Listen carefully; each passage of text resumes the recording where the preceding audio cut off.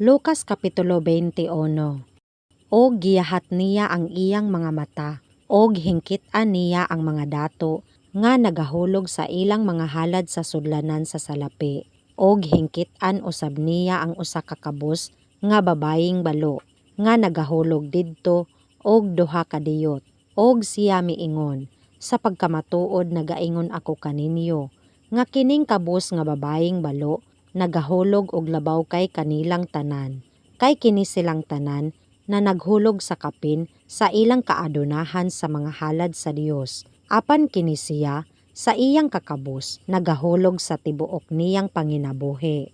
Og sa na naghisgot ang uban na hatungod sa templo nga nadayan-dayanan sa mga maanindot nga mga bato og sa mga butang nga hinalad sa Dios. Siya miingon, mahitungod ni ining mga butanga nga ginatan-aw ninyo. Moabot ang mga adlaw nga walay mahibilin dinhi nga bato sa ibabaw sa usa ka bato nga dili pagatumpagon. Og sila na nagpangutana kaniya nga nagaingon, magtutudlo, anos aman di ay kining mga butanga mahitabo og unsa man ang ilhanan kung magakahitabo na kining mga butanga.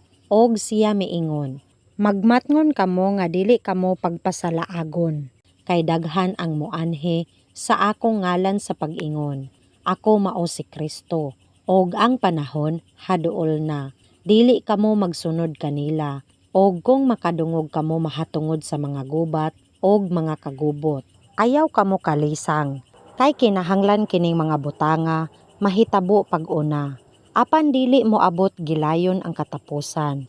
Unya siya miingon kanila, ang nasod motindog batok sa nasod, og ang gingharian batok sa gingharian, og moabot ang makusog nga mga linog, og sa nagkalain-laing mga dapit, mga gutom og mga kamatay, og may mga makalilisang talan-awon, og mga dagkong ilhanan gikan sa langit.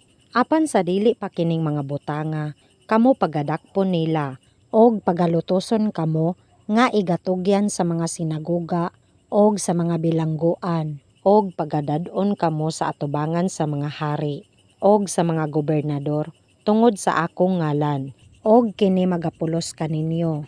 Ingon nga usa ka pagpamatuod, busa, ibutang ninyo kini sa inyong mga kasing-kasing sa dili pagpalandong una, kung unsa ang inyong igatubag, kay ako magahatag kaninyo og baba og kaalam, nga ang tanan ninyong mga kaaway dili arang makasukol bisan makatubag.